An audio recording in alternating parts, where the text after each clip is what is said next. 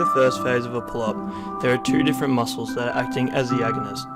These muscles are the bicep brachii and the latissimus dorsi, which are both shortening in a concentric movement.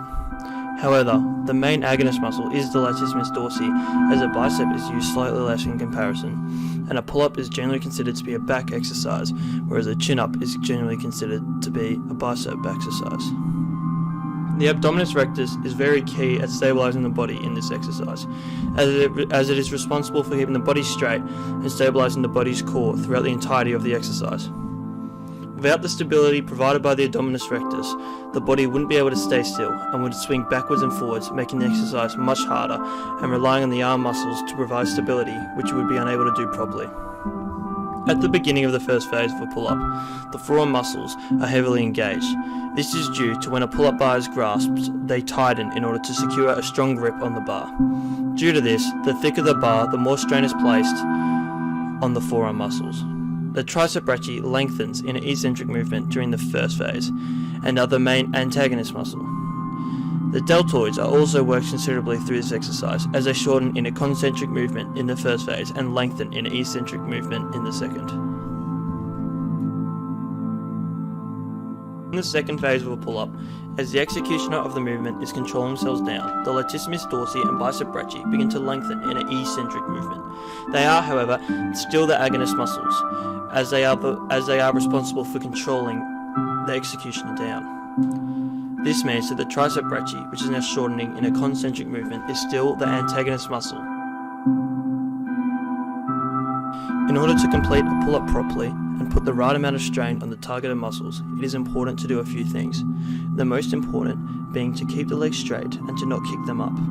If they are kicked up, it will result in momentum, which will make the pull-up easier, meaning that not as much strain is being placed on the targeted muscles. Kicking up isn't always bad, however, as it does help to get a few extra reps at the end of a set.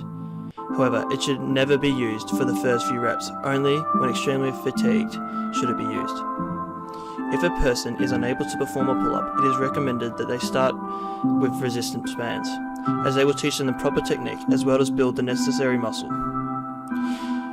If a person is to start with resistance bands, they should eventually move off the band once able to complete the movement comfortably.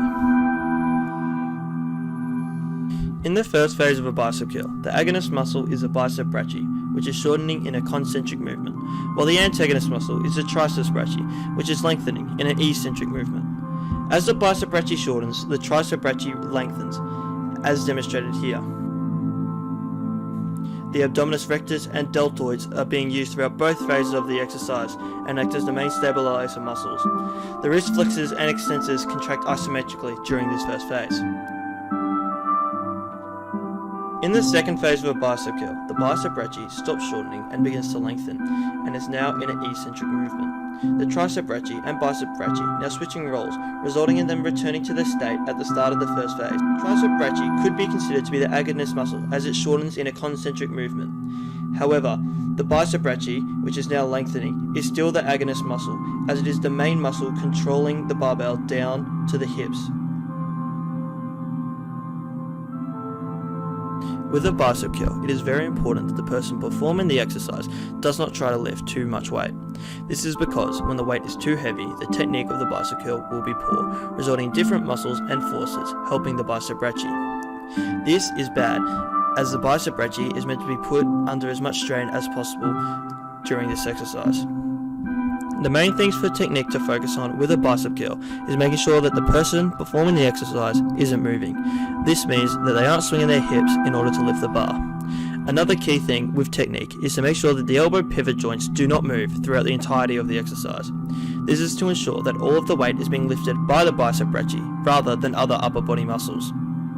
If the person performing the exercise is unable to perform with correct technique, it is most likely that their abdominis rectus is not being tensed and the weight is too heavy for them to perform properly by lifting with their bicep brachii.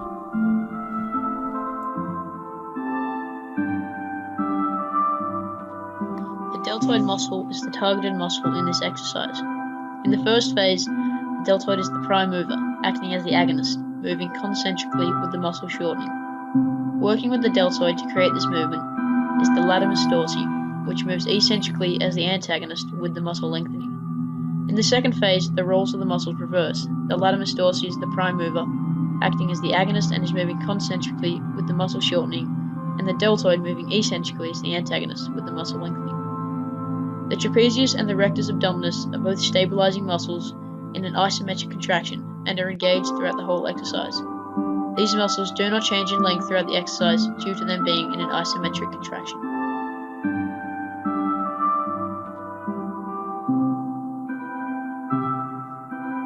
In the first phase of a push-up, the agonist muscle is the bicep brachii. This is due to the way in which the muscle shortens in a concentric movement. The antagonist muscle in this exercise would be the tricep brachii. This is due to the way the muscle undergoes an eccentric movement in which it lengthens.